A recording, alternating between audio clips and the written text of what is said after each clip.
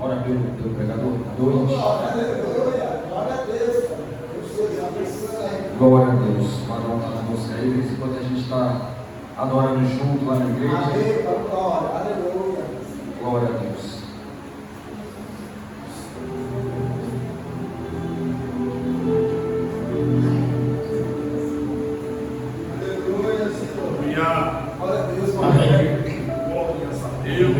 Com a paz do Senhor Jesus. Amém. Oremos.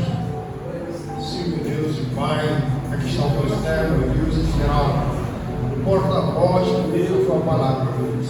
Creio, meu Deus, que o Senhor já tem colocado em seu coração aquilo, meu Deus, que certamente a tua igreja necessita de ouvir. Pai, abençoa o teu servo, Deus, que ele possa ministrar aquilo que o Senhor já tem entregado no seu coração, que nós possamos absorver, abrir o nosso conhecimento, meu Deus, a tua palavra, para que possamos fazer uso dela quando assim necessário. Em nome de Jesus, eu te peço que tu possas abençoar no nome de Jesus. Amém. E graças a Deus.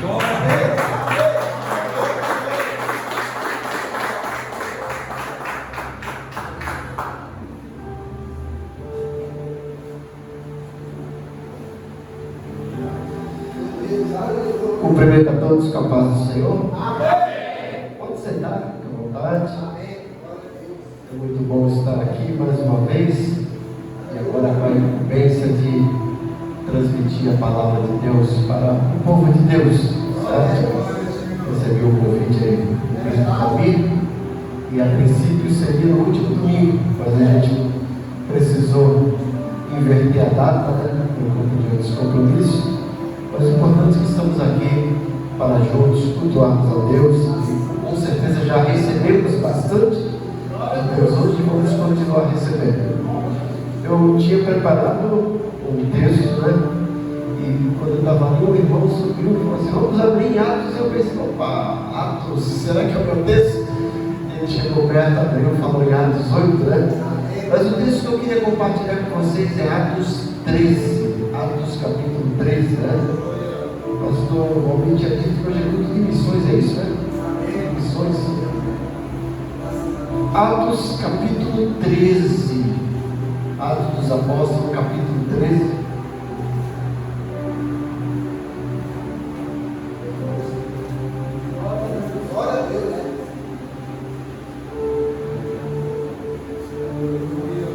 Atos capítulo 13. Atos capítulo 13. Eu vou ler do versículo 1 até o versículo 4. Atos capítulo 13, versículo 1 até o versículo 4. Aqui a Bíblia, a versão referida a uma versão internacional, né?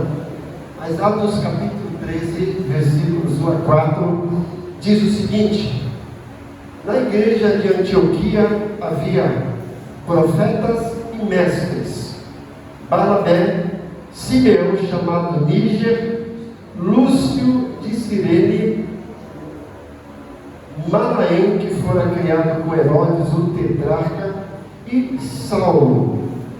Enquanto adoravam o Senhor e jejuavam, disse o Espírito Santo: separem-me Barnabé e Saulo para a obra a que os tenho chamado. Assim, depois de jejuar e orar, impuseram-lhe as mãos e os enviaram. Enviados pelo Espírito Santo, desceram a Seleucia e dali navegaram para Chipre. Amados, olhando para esse texto fantástico da palavra de Deus, como todos são, né? Mas eu tenho uma predileção por esse texto. Quando eu olho para esse texto, penso na igreja de Antioquia, eu fico visualizando um culto em que a igreja está lá fazendo realmente aquilo para o qual foi proposta. E em contrapartida, em resposta a isso, Deus autentica aquele culto com a presença magnífica do Espírito Santo. Então eu gostaria que nós olhássemos para esse texto e pensássemos um pouquinho sobre igreja, características de uma igreja missionária, já que hoje é culto de missão. E nós estamos vivendo períodos em que nós temos igrejas que têm vários cultos e cada um desses cultos tem um título. Então, por exemplo, culto missionário, culto da família, culto de libertação, culto da palavra. Interessante que quando a gente olha para a igreja, no livro de Atos, na Bíblia, a gente entende que igreja é uma só e que durante a sua maneira de ministrar a Deus, de cultuar a Deus, tudo isso acontece. Quando a gente olha para a igreja primitiva, a gente não vê lá e fala assim: olha, hoje é culto missionário, hoje é culto de libertação, hoje é culto de consagração. É um culto. E tudo isso acontecia naturalmente. Mas eu não quero que vocês pensem que eu estou dizendo que eu sou contra isso, muito pelo contrário. Hoje nós precisamos para quê? Para relembrar qual é a missão da igreja. E a igreja, na sua totalidade, tem várias atividades, e todas essas atividades vão definir qual é a sua missão na terra. E uma das atividades da igreja é ser missionária. E olhando para Atos 13 especificamente, a igreja de Antioquia é uma igreja padrão, é uma igreja modelo, e que nos mostra o que é fazer missões e o que é ser uma igreja missionária. E pensando nessa igreja de Antioquia como igreja missionária, nós encontramos então algumas características que a definem como uma igreja e uma igreja missionária. A primeira coisa que eu vejo nesse texto é que uma igreja, para ser igreja missionária, primeiro tem que ser igreja, senão não é uma igreja missionária. Mas ela deve ter uma liturgia priorizada na palavra de Deus. E talvez você esteja pensando: o que é liturgia, pastor? Liturgia é um sistema de culto.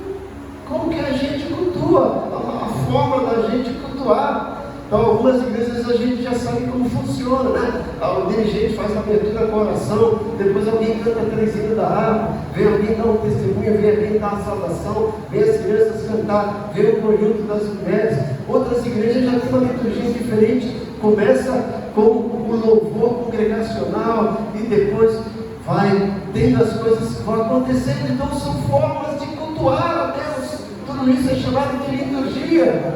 Agora, a igreja primitiva, especificamente a igreja de Antioquia, nos mostra que uma verdadeira igreja, uma igreja com característica missionária, é aquela que a sua liturgia prioriza a palavra de Deus, prioriza o ensino e a pregação da Bíblia.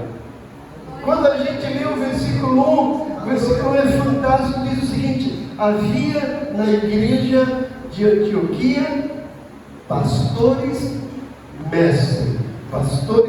Veja que é uma pluralidade. O texto não fala: havia na igreja de Antioquia um pastor e um mestre. Havia pastores e mestres. O que significa esses dois títulos, pastores e mestres? Quando a gente vai estudar a palavra de Deus, esses dois ministérios, esses dois dons ministeriais, que estão lá também em Efésios 4:11, diz respeito a dois ministérios que têm como prioridade a palavra, a pregação e a palavra de Deus. Quando Lucas aqui se refere que na igreja de Antioquia havia pastores ou mestres e profetas, é isso? Profetas e mestres. Quando ele está se referindo a profeta, ele não está se referindo àquela pessoa que tem o dom da profecia, que se levanta e diz assim, diz o Senhor, Deus está me mostrando. Não! Lucas está mostrando que na igreja de Antioquia havia pessoas chamadas de profetas, e na luz do Novo Testamento, esse dom de profeta, não o dom de profecia, é o dom daquela pessoa que tem a habilidade, a capacidade de pregar a palavra de Deus. Qualquer um pode pregar a palavra de Deus, pode, mas tem pessoas que têm um dom específico de trazer um texto para a nossa realidade e fazer com que a igreja entenda o que é aquele texto e leve para aplicar a sua vida. E é isso que acontecia na igreja de Antioquia. Tinha mestres, mas tinha também profetas. Tinha uma liderança que tinha como prioridade na sua liturgia a palavra de Deus. Infelizmente nós estamos vivendo tempos em que as igrejas estão deixando de lado o ensino e a pregação da palavra de Deus. Augusto Nicodemos disse que nós estamos vivendo um período em que a igreja está cantando bastante. Isso é bom, né? Nunca na história da igreja se cantou tanto. Nunca na história da igreja tivemos conjuntos, bandas, grupos evangélicos, cantores gospel, né, que estão por aí cantando. A igreja tem cantado bastante. E esses louvores têm atingido patamares absurdos, graças a Deus por isso.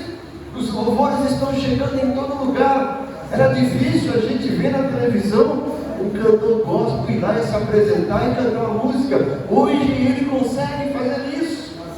E quem gosta de futebol acompanha às vezes os gols do Fantástico. Às vezes o camarada lá, o jogador faz 3 gols e ele pede uma música. E muitos deles pedem um louvor, porque a igreja tem cantado bastante. Glória a Deus por isso. Mas em contrapartida, enquanto a igreja está cantando muito, está ao mesmo tempo também deixando de lado a palavra de Deus. Esse mesmo reverendo Augusto Nicodemos disse que enquanto a igreja tem cantado muito, estamos vivendo um período difícil, um período chamado de analfabetismo evangélico. Muitas pessoas estão analfabetas da Bíblia, não conhecem mais a palavra de Deus, não conhecem realmente o que Deus espera da vida dele. Muitos não têm vivido uma vida de cristão autêntico. Por quê? Para ser cristão autêntico a gente tem que viver a palavra de Deus, mas muitos não estão vivendo porque não conhecem. Lá no Antigo Testamento, Deus usou um profeta e disse: o meu povo está perecendo por falta de conhecimento. Mas na igreja de Antioquia havia profetas e mestres. Profetas e mestres. 2 grupos de liderança que priorizavam a palavra de Deus. O profeta é aquele que pregava a palavra de Deus. O mestre é aquele que ensinava a palavra de Deus. O interessante é que essa igreja de Antioquia nasceu sobre esse cunho, sobre essa prioridade. A Bíblia fala que levantou-se uma grande perseguição, como meu irmão aqui em Atos 8, né? Depois da morte de Estevão, e o povo foi disperso falando de Jesus. O evangelho chegou a Samaria, e chega no capítulo 11, o evangelho chegou lá em Antioquia.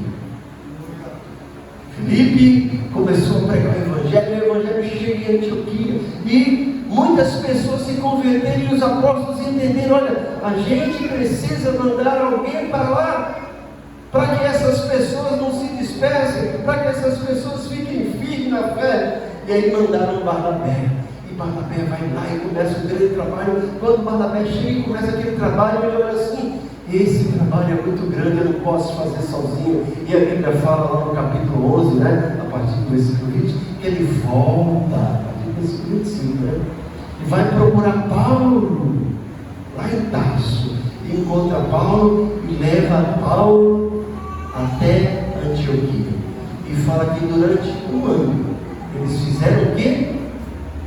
Ensinaram a palavra. Está em Atos 11, 25. Durante 1 ano estavam ensinando a palavra, e a Bíblia fala que o evangelho cresceu tanto que lá na cidade de Antioquia os discípulos pela primeira vez foram chamados de cristãos. Por quê? Porque comiam a palavra, viviam a palavra, praticavam a palavra, pregavam a palavra, e por causa disso a igreja crescia. E agora chega no capítulo 13, já está uma igreja estruturada, capacitada para enviar missionários. E foi através dessa igreja de Antioquia que o evangelho chegou em outras regiões, porque Paulo e Barnabé foram enviados. Depois Paulo e Sila, e aí foram fundando várias igrejas. Mas a igreja de Antioquia era uma igreja que tinha na sua liturgia como prioridade a pregação e o ensino da palavra. Eu passo às vezes em algumas igrejas, eu vejo umas placas assim, né? Segunda-feira culto de libertação, terça-feira culto da bênção, quarta-feira culto do milagre, quinta-feira culto da família, e poucas as vezes eu vejo lá culto de ensino da palavra. E nós estamos vivendo esse período em que a igreja está estagnada, porque tem deixado de lado o ensino da palavra de Deus.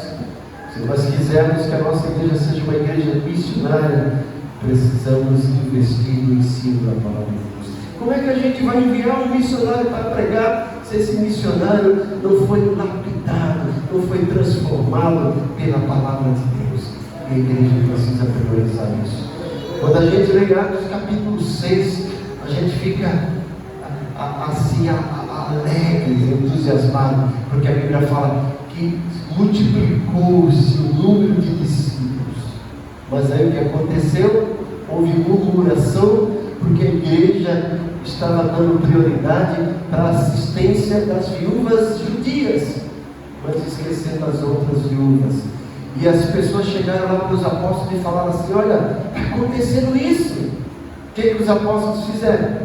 Não fizeram vista grossa, mas Atos 6, eles dizem o seguinte, versículo 2: não é justo que nós abandonemos a oração e a palavra. Escolham entre vocês 7 homens cheios de convicção, cheios do Espírito Santo e de sabedoria, né? E deem a eles essa responsabilidade. E ali começou o ministério diaconal. E no versículo 4 os apóstolos falam isso, né? Fala que o parecer agradou a todos, aí escolheram os 7 diáconos, mas no versículo 4 ele fala: e nós daremos prioridade à oração e ao ensino da palavra. A igreja primitiva entendia que os seus cultos, independente do tipo que fosse, se fosse culto de oração, se fosse culto de família, se fosse culto de libertação, se fosse culto missionário, ele entendia que a prioridade era a pregação e o ensino da palavra. É isso que mantém a igreja de pé, é isso que fortalece a igreja. Paulo escreve 3 cartas chamadas epístolas pastorais, 2 para Timóteo e 1 para Tito. E se você ler essas epístolas pastorais, Paulo vai mostrar qual é o alicerce e qual é a base, o fundamento para uma igreja ter sucesso. Paulo fala que é pregar a sã doutrina e colocar obreiros qualificados. Nessa ordem, uma igreja que prega a sã doutrina vai gerar obreiros qualificados, e esses obreiros qualificados, por sua vez, vão ensinar a sã doutrina. E ensinando a sã doutrina vão gerar mais obreiros qualificados que vão ensinar a sã doutrina, e vai se tornar um ciclo vicioso do bem para a igreja crescer. A igreja de Antioquia tinha como marca principal na sua liturgia a prioridade pela palavra de Deus através dos profetas e dos mestres, da pregação da palavra de Deus e do ensino da palavra de Deus. Jesus não foi diferente. Jesus não foi diferente. Lá em Marcos capítulo 3, versículos 12, 13 e 14, a Bíblia fala que Jesus passou a noite orando no monte, e depois ele desce para escolher os 12. E o versículo fala que ele escolheu aqueles para estarem com ele, e depois para enviarem a pregar. E durante 3 anos e meio, Jesus investiu na vida daqueles discípulos, ensinando a palavra de Deus. Tanto é que em Atos 17, na oração sacerdotal de Jesus, ele orando, ele fala assim: Pai, consumei a obra que me destes a fazer. Que obra era essa? Quando a gente lê, a primeira coisa que vem na nossa mente é achar: olha, é a morte da cruz. Não é, porque Jesus está dizendo que já havia consumado. No passado ele fala: consumei. Jesus só vai para a cruz em João 19. Em João 17 ele não está na cruz, mas em João 17 ele ora dizendo: consumei a obra que me deste. Que obra era essa? Ele fala no versículo 6: manifestei o teu nome àqueles homens que tu me deste. Jesus trabalha 3 anos e meio na vida desses homens, e só depois eles estão preparados. E Atos dos Apóstolos, quando começa o capítulo 1, logo no início, o evangelista, né? E o médico, o doutor Lucas, começa dizendo: olha, fiz o primeiro tratado, ó excelentíssimo Teófilo, acerca de tudo que Jesus começou a fazer e a ensinar, até que deu ordem aos seus santos apóstolos. e sobe ao céu. Veja que Lucas começa o livro de Atos mostrando que quando Jesus estava aqui na terra, ele só havia começado a sua obra. E que essa obra deveria ser terminada através de quem? Por quem? Pelos apóstolos. Jesus ensina esses apóstolos durante 3 anos e meio. Jesus fala para eles: fiquem em Jerusalém, até que do alto sejais revestidos de poder. Eles ficam lá, o Espírito Santo vem sobre eles em Atos 2, e eles recebem esse poder, e Pedro vai, prega um sermão maravilhoso, e com apenas um sermão, 3.000 almas se convertem. Hoje nós precisamos de 3.000 sermões para ver se uma alma se converte. Qual é a diferença? A diferença é que Pedro foi lapidado por Jesus pela palavra durante 3 anos e meio. E agora ele recebe essa unção do Espírito Santo, está preparado para pregar. E a igreja vai crescendo, né? Em Atos 2 são 3.000, em Atos 4 já sobe para 5.000, em Atos 6 já é uma multidão, em Atos 9 a igreja continua crescendo, né? Em Atos 13 a igreja de Antioquia envia missionários e vai fundar novas igrejas. Porque a igreja tinha entendido que na sua liturgia, nos seus cultos, a prioridade era a palavra. Você já prestou atenção que quando tem eventos na igreja, aniversário, e que a igreja convida várias igrejas, né? Aí as igrejas vêm, todo mundo quer cantar, todo mundo quer falar, e aí quando vai dar oportunidade para o pregador, já está quase na hora de acabar. E o povo já está cansado. Deixe uma palavra para o final. Aí tudo bem. Só que já não tem quase mais tempo para o pregador pregar. E o povo já está cansado. Eu fui numa certa igreja uma vez, cheguei lá às 7 horas, o culto ia começar às 7h30. Meu Deus, mas tinha tanta gente, todo mundo ia lá, cantava a minha palavra, dava testemunho. Gente, 11 horas o pregador foi pregar. 11 horas. O povo já estava cansado. Eu saí de lá, já era quase meia-noite, o culto não tinha acabado ainda. Porque é muita coisa. E deixa a palavra por tempo reduzido. A igreja missionária, a igreja verdadeira, precisa ter como base uma liturgia com prioridade na palavra de Deus. A palavra de Deus tem que ser a base, o fundamento, o alicerce, tem que ocupar o melhor lugar, o melhor momento, o melhor horário e o melhor tempo possível. A igreja de Antioquia não fugia disso. A sua liderança tinha líderes capacitados, profetas e mestres. Profetas que pregavam a palavra e mestres que ensinavam a palavra de Deus. A segunda característica que a gente olha nesse texto como igreja de Antioquia, como igreja missionária, é que a igreja de Antioquia tinha uma liturgia centralizada na adoração. Se você pegar o versículo 2, eu vejo que coisa bonita, né? Uma liturgia que primeiro priorizada na palavra e agora centralizada na adoração. O versículo 2 diz: enquanto adoravam o Senhor. Vocês vão ver que algumas Bíblias falam que enquanto eles serviram ao Senhor. Essa palavra adoração e serviço, né, tem a ideia de uma coisa só. A igreja entendia que a adoração era um serviço de culto prestado a Deus. Eles estavam lá para adorar. Eu comecei um tempo na escola dominical trabalhar com a igreja sobre o que é igreja. Retratos de uma igreja verdadeira. E na primeira aula eu fiz um bocado de pergunta, né? O que é igreja para você? O que você faz, né? Quando vai para a igreja, o que você vai fazer na igreja? E tem várias respostas, né? E a gente tem várias respostas para isso. Nós cantávamos um cântico, um corinho, né? Não sei se vocês conhecem, eu já sou meio dinossauro, né? Mas quando eu me converti, eu cantava um corinho assim, né? Eu vim buscar uma bênção, Jesus tem bênção para dar. A gente dizia isso, né? Essa noite feliz, nesse santo lugar, eu amei o povo de Deus. As pessoas acham, né, que igreja é lugar de buscar bênção, também é. nossa postura não é sair de casa para ir para a igreja para buscar bênção. Porque a igreja é lugar de adoração. Quando Salomão consagrou o templo que ele construiu, lá em Reis capítulo 8, ele faz uma oração maravilhosa.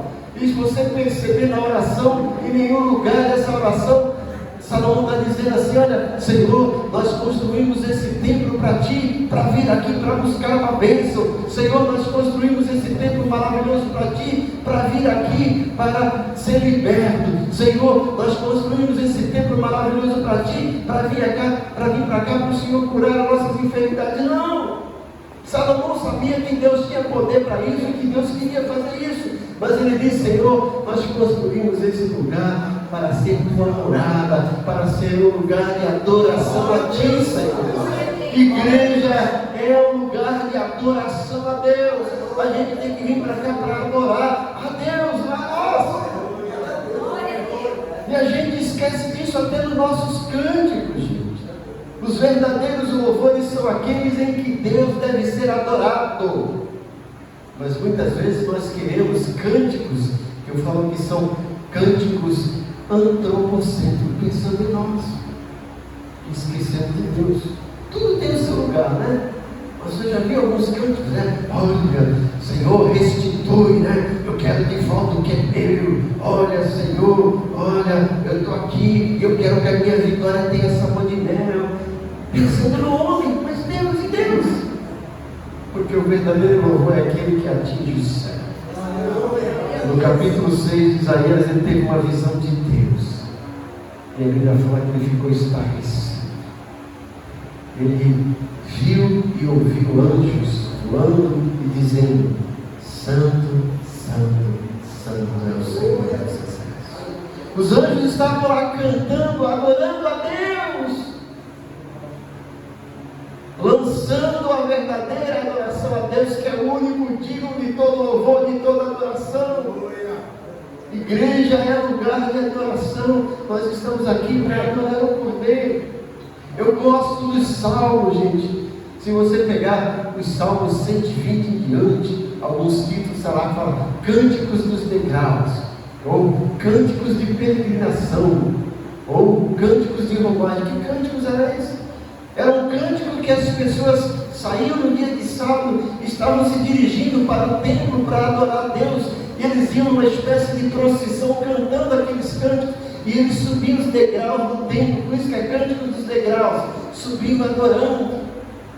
Eu vejo o Salmo 122, alegrei-me quando me disseram, vamos à casa do Senhor. E aí a gente lê o Salmo 84, que coisa bonita.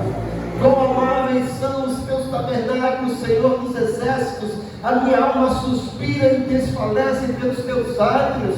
Ó Senhor, lá nos teus átrios o pardal encontrou casa e a andorinha encontrou ninho para guardar os seus filhotes. E eu encontrei os teus altares, Senhor, Deus meu e Rio meu. Ó Senhor, é melhor um dia nos seus átrios do que 1000 dias aí fora.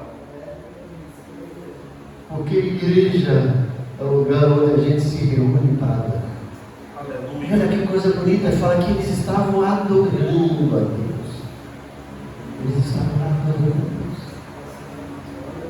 Estavam servindo a Deus. Eles entendiam que isso era ser igreja, que isso era a essência de ser cristão. A Bíblia não fala que Deus está à procura de lindos e maravilhosos pregadores. A Bíblia não fala que Deus está à procura de lindos e maravilhosos cantores. A Bíblia não fala que Deus está à procura de homens aqui dispostos. Ele também está. Mas a Bíblia fala que Deus está à procura de verdadeiros adoradores que o adoram em espírito. Adorar não é só cantar. O louvor faz parte da adoração, mas adorar é reconhecer que Deus é soberano, que nós dependemos dEle, que Ele é tudo para nós, que Ele merece a nossa adoração, o nosso louvor, que Ele merece a nossa submissão, que Ele merece a nossa reverência, porque Ele é tudo e sem Ele nós não somos nada. E a igreja de Antioquia estava lá, adorando. Enquanto eles estavam adorando, que coisa bonita, né? A Bíblia fala, enquanto adoravam, o Espírito Santo disse,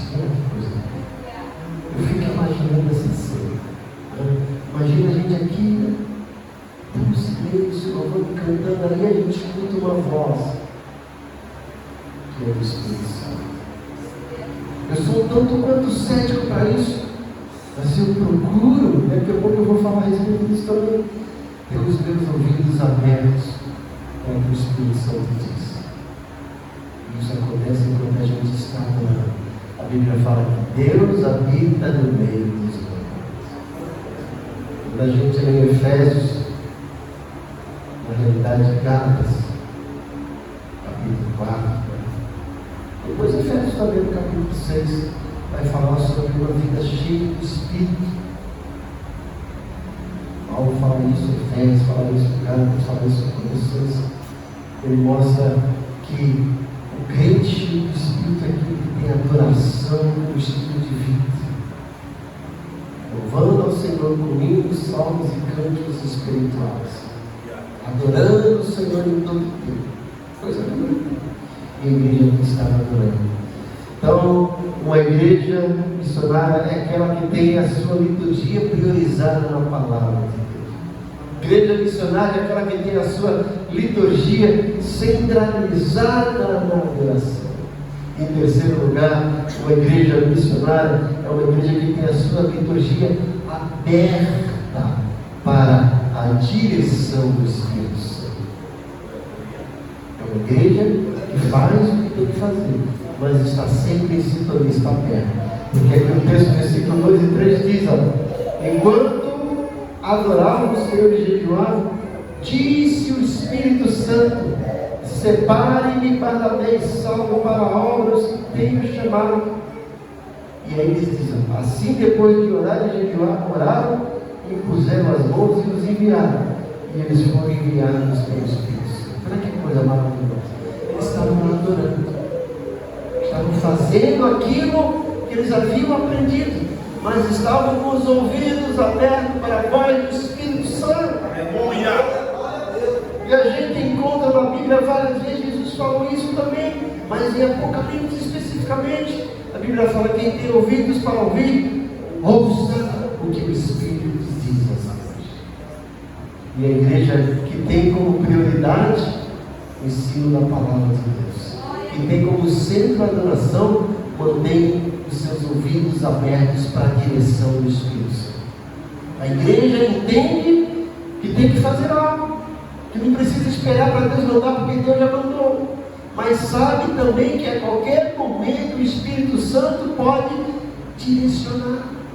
E foi o que aconteceu. Eles estavam lá adorando, e o Espírito Santo fala assim: separe-me a Paulo e a Barnabé para uma obra que eu tenho que dar. E o texto diz que eles foram fazer o quê? Orar e jejuar. E depois foram impor as mãos sobre Paulo e Barnabé e enviar. Eu ficava lendo isso aqui e falei: mas poxa, por que eles tiveram ainda que orar e jejuar? O Espírito já tinha falado. E eu entendi, gente, que foi uma revelação de Deus. O Espírito Santo é soberano. Ele é o dono da igreja. Mas ele entende que na igreja tem a liderança. E o Espírito Santo não passa por cima da liderança que ele colocou. Veja que o Espírito Santo fala assim: separem. O Espírito Santo não fala assim, ó: eu separei Paulo e Barnabé. O Espírito Santo está falando para a igreja, para os líderes: separem Paulo e Barnabé. E aí os líderes que eram homens de Deus entenderam: olha, será que nós estamos ouvindo realmente a voz do Espírito Santo? Ou é porque nós estamos aqui envolvidos nesse momento de adoração, estamos entusiasmados? Será que é o Espírito Santo mesmo? E eles vão orar e jejuar para ter certeza disso. A Bíblia até fala, né? Examinar os profetas. A gente não pode sair por aí dando crédito a tudo, porque tem tanta coisa que é dita de púlpito na internet.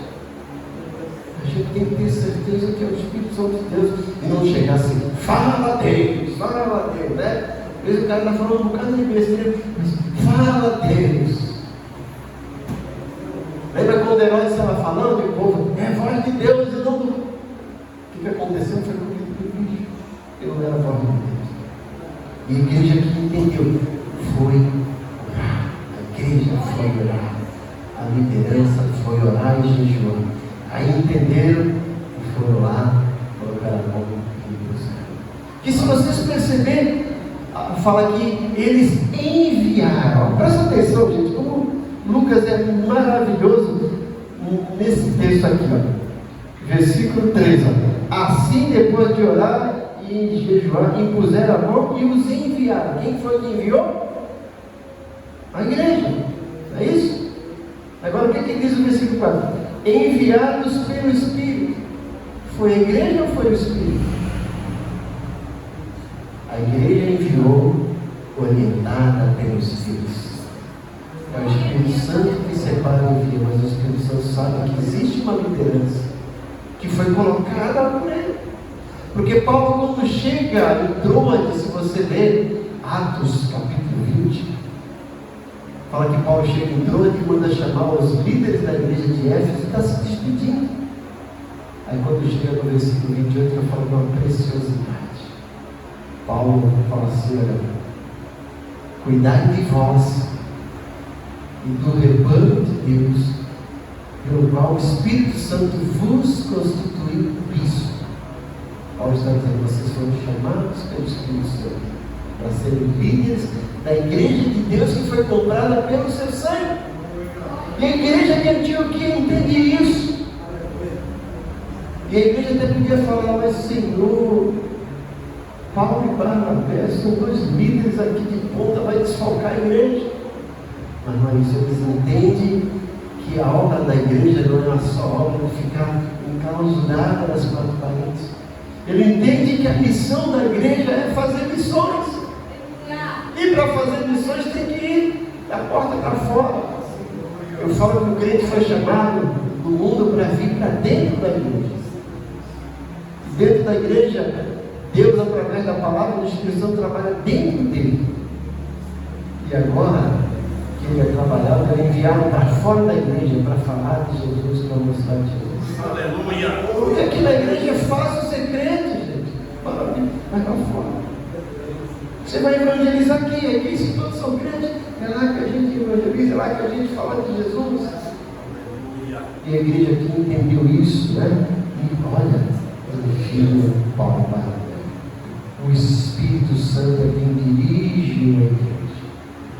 A igreja missionária é dirigida pelo governo do Espírito Santo, porque tem sua liturgia aberta para a voz, para a direção do Espírito Santo. A Bíblia fala aqui, você vai ver do capítulo 13 até o capítulo 16, Paulo e Barnabé saem para fazer missões, eles estão indo, eles querem ir para um lugar, a Bíblia fala, mas o Espírito Santo os impediu.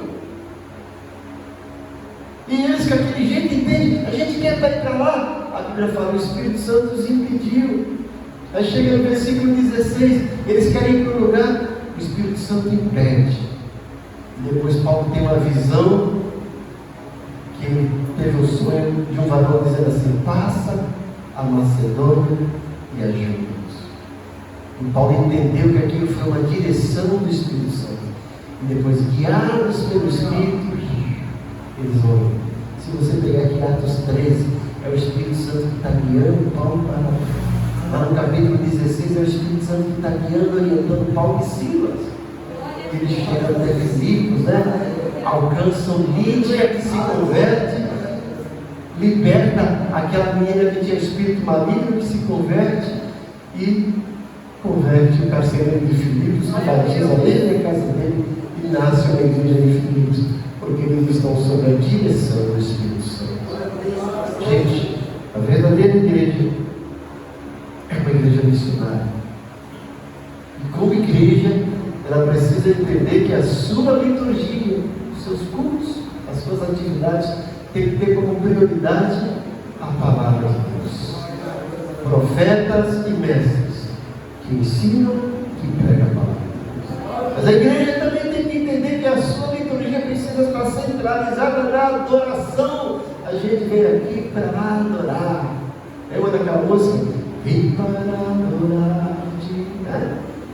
Vim para prostrar, vim para dizer que és meu Deus. A igreja tem que vir para adorar. Em último e terceiro lugar, a igreja tem que entender que na sua liturgia tem que estar aberta para a direção e orientação do Espírito Santo. E assim, Deus vai cumprir a sua missão, o seu propósito. E Deus vai abençoar, como abençoou a igreja de Antioquia, e vai abençoar aqui a Assembleia de Deus, o Ministério de Hermon, e suas filiais em todas as igrejas. Cure sua cabeça, fale com Deus agora, um pouquinho.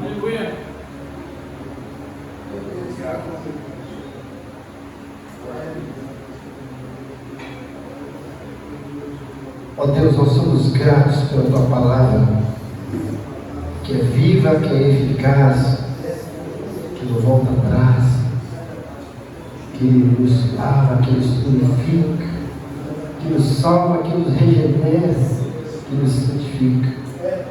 Somos gratos porque hoje, como igreja, a gente tem a Tua palavra, que tem que ser ensinada, que tem que ser pregada, mas também tem que ser praticada.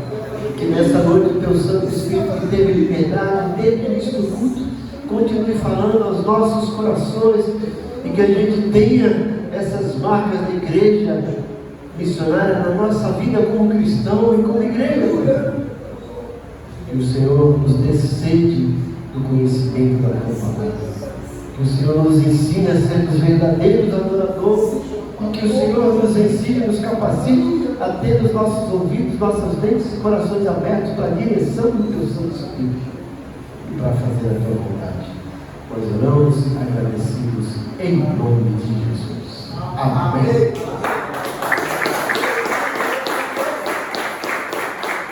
Agradeço a oportunidade.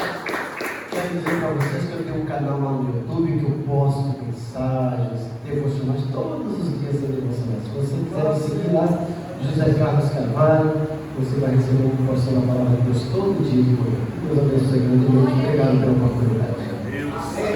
Glória a Deus. Aplaude o Senhor para Deus.